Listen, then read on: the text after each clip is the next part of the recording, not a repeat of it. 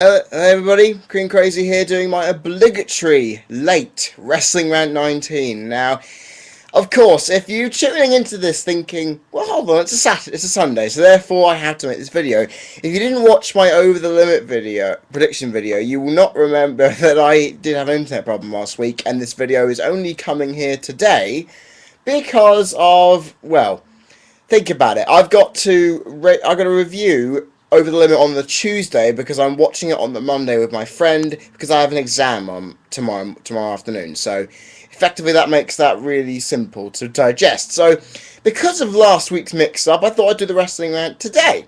Just a bit fair to get my schedule back on track, really, because I don't want to have that come up as anything else. Also, if anyone comments saying, "Oh, you look like a complete and utter mess," I just woke up, so don't criticise any other way. Also, guys, just to quickly get this out of the way, I'm on Skype now. You can search Cream Crazy WR or just search Cream Crazy and you'll probably find me.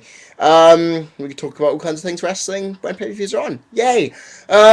It's in my channel description box if you can't remember what I've just said. So yeah. Also, guys, the Q&A thing. I will say this before anything else happens.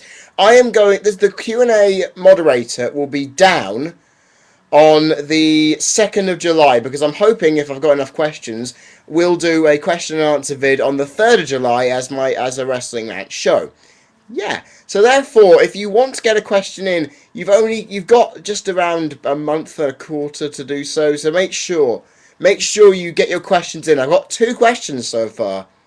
Yay! One of them's on the moderator, one's on a comment for the original video I told you about the Q&A on. So, please, put your questions into the moderator. I need those questions. It'll make the video a lot more worthwhile if I don't have just 2 questions to answer.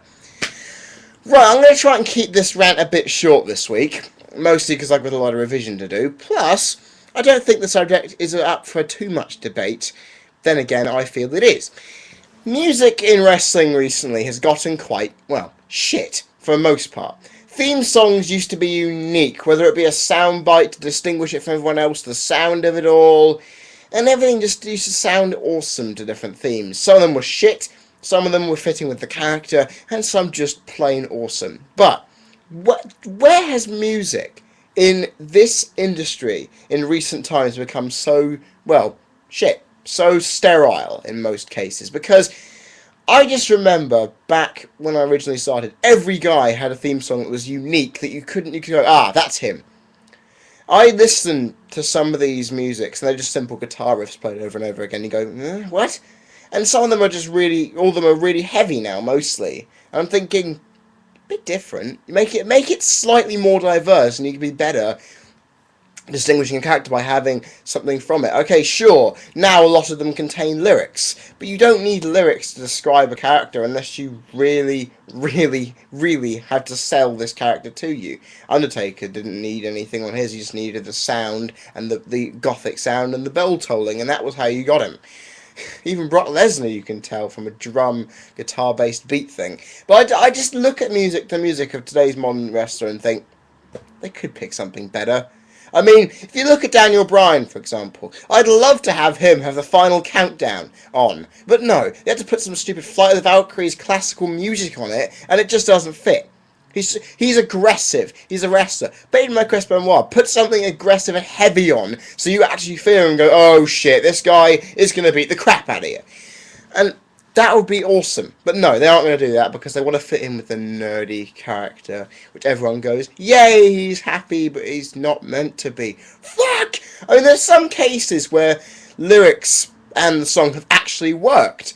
Think about this, for example. Drew McIntyre's Broken Dreams and Randy Orton's Voices are actually 2 of the most popular theme songs in WWE right now, and they have lyrics all over with that describe things. Don't know how Drew's actually supports his character, but yeah, it just happens. And I just think now, just because of a small riff or a voice, you can distinctly say it's a character's theme song. I think it just needs to be a bit more better, because some of them are just kind of shit, really. I mean, you can look at Tyler Rex and go, his theme song is probably just ripped off of Snitsky's, but just try and make these theme songs a bit more unique, because I'm looking at them thinking, Okay, there's a guy coming out. I'm not really excited. Psst, doesn't make sense. The other thing about that is that pay-per-view themes are also a bit shit. Now, whenever I do my Xbox 360 wrestling thing, where I just put the matches together and commentate them on them myself using the TV that's right behind me there, I often do it, and I think, what would be a good pay-per-view theme song? Because I used to say, and I do always say this, that pay-per-view theme songs should be intense, should really get you riled up about this event, thinking, this big pay-per-view is coming up, and make the music epic. Now, I don't like the fact that some of these songs they've been picking have been utter crap. Think about this, for example. We had My Chemical Romance's No No No No No No No No, however long it is, as the theme song to TLC 2010. That was a complete shit choice on WWE's part. It's not, okay, sure, they'll get in people who like MCR, but at the same time it demeans the people thinking, oh, people aren't going to get riled up and intense over this. They're not going to, they're not really going to get intensely angry. They, oh, I want to see this pay-per-view. The matches make me feel good. The music makes me feel really angry. I want to watch this. Sure, that doesn't appeal to modern wrestling audiences, but then again, it's something I've been used to. A good example of this being Step Up by Drowning Pool as the theme song for WrestleMania 20. That was awesome for the intense main event we had on that event. Build a Bridge by Limp Bizkit just worked for some reason, as Limp Bizkit always does with WWE. And I kept thinking that was really gonna work. Lord knows how it's not gonna work. But it just, I think, I mean, sure, having Rise Against as the theme song for Over the Limit, I thought, wow, they've had drones as the Rumble theme song. That'll work. It didn't work. Help Is on the Way is not like drones. It's not in your face. It's not going up at you and shouting at you lyrics. It's just singing something. Now, obviously, I haven't actually heard it in full, even though I have it on my iTunes, but I just think, also, some of the rap songs they've been putting on for WrestleMania, Written in the Stars by Tiny Temper worked, but I Made It by Chris Rudolph, or whoever that douchebag is, who did the Royal Rumble theme a couple of years back, rap music does not work unless it actually fits with the theme you're using. That's why Limp Bizkit worked, because it was mixing with it wasn't really rapping, because they picked songs of Limp Bizkit which didn't contain a lot of rapping, which My Way and that would be a big example for that. But I just keep thinking, the PPV music should be a bit more intensifying than that. Make it different than the average fare. Or, in better ends, I'll just say this out here. Change the theme songs of both Raw and SmackDown to something better, because they're not going to intensify me. Nickelback and Green Day, I like Green Day for all they're worth, but I don't like Know Your Enemy. I don't think Nickelback, even if it's a song about drinking and having a good time and burning shit to the ground, plus it swears in it, not good for a PG environment, but I still pick one better. Anyway, that's that out of the way. Because this is the thing. Music is something I'm very passionate about. I want to get into radio, and I think if you pick the right music to personify a person, to personify a product, to personify the show you're actually putting out there, then I would really consider about WWE changing their stuff, because it just doesn't work for me. Sure, other people may think, yeah, this is fine. I was fine when Across the Nation by Union Underground was the theme song for Raw. It fit bloody perfectly. It just worked. It would just get everyone going up with a chanting chorus and go, yeah, chanting that rapping chorus up, booing it to the music, yeah. And that'd get everybody going every single time. You knew it come on, you go, ah, it's Raw. Now you can go listen to Nickelback and go, wait, what? Nickelback? Oh god, Nickelback and WWE, what a combination. Especially when people haven't watched wrestling for quite some time. In fact, I only got back into watching it after 2008's debacle, by finding out that Nickelback was now the theme song. Because I thought, oh, this is going to be crap, isn't it? And that's that argument done out of the way with. Oh, just change the music, please. Make it better.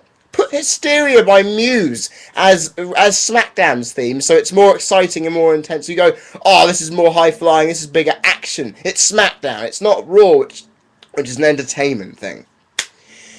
And then I get on to my second argument, which I have to admit, that pay-per-view main events, for me, haven't been feeling the same in recent times. This can be personified especially by Extreme Rules' main event. Where was the build-up video for this? Where the hell was a promo video for this? I mean, seriously, if you're going to put something as the main event, have a fucking promo video. Have a build-up video to say to you, this is how it got here. Because, come on, a main event has to have that. If it wasn't for that, I'd stick the Christian Alberto Del Rio match on, because I actually did have one. I think it needs something like that. Not only got to build up the feud so the feud crowd can actually get interested in it too. Because this thing going on with Over the Limit where John Cena versus Miz, people are slightly interested because it's a match stipulation. However, they're not interested because they can realise that Cena is going to win no matter what happens. And The Rock versus Cena is somehow going to be built up between now and WrestleMania. How is that going to happen? Because they're not even dedicating airtime to it. They're not having Cena slag off The Rock whenever he gets the chance. Because if I was doing that, say if Hulk Hogan was coming back, if I was going to goad someone into coming back and doing something, I would slag him off every chance I got. All year round, Cena coming through with the new ways of slagging off The Rock, whether it be mimicking the Rock Bottom to beat someone, whether it be slagging off to insulting his family and his heritage and how he's better than you, how I'm better than him. Exactly. I would do that instead of just going by it normally and only making an appearance and going on about it when Rock is there. Because I think that pay-per-view main events have recently gone a bit meh. Because you need to have it built right. You need to have the right intensity to it. You need to be able to make people go, this is what you paid for. This is the one thing you paid for. This is why, if I was in any way a betting man, I would have stuck Undertaker Triple H as the main event. Because that's what everybody wanted to see, Triple H Undertaker. And I definitely paid to see that. And it turned out to be a fucking great match. So therefore, if you're going to put, like example being WrestleMania 25, people paid to see Undertaker Shawn Michaels. Sure, Orton Triple H would have been fine, but they really wanted to see that last. That had a more epic build-up package. Well, some people say. But I just keep saying to everybody out there, do you think pay-per-view main events have been a bit meh? Do you think they really need to have that feeling to them, where they do need to be that good?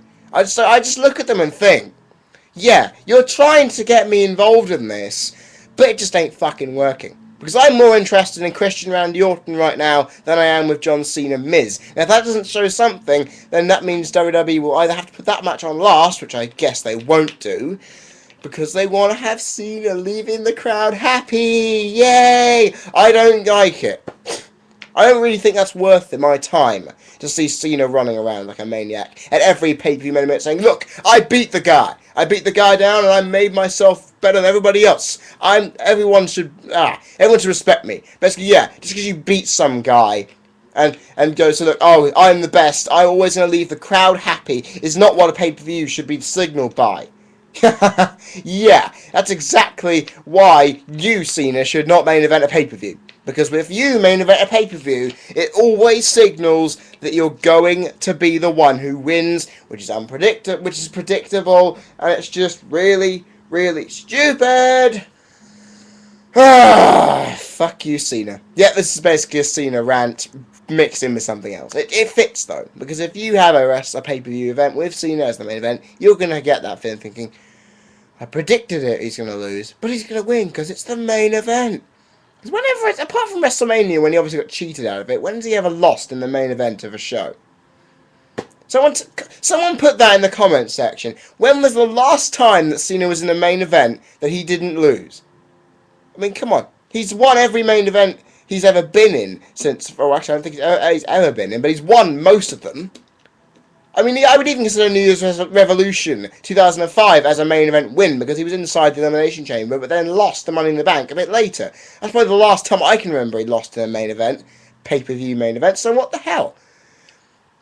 Just suddenly there's not that feeling anymore when you don't know who's going to win. You're feeling, oh, I'm going to really support both these guys. They're going to put on a great match because it's the match we all paid to see, but never mind. And that is my rant, guys. Yep, sorry this is a week late, but then again, I've already told you why, so, yeah, just live it and live it. I will be back on Tuesday with the results for Over the Limit. If you want to add me on Skype, I've already said, do so. Search Queen Crazy WR, and I will see you guys Tuesday. Have a good week, guys. If you've got anything going on, hope you do well in it. See ya.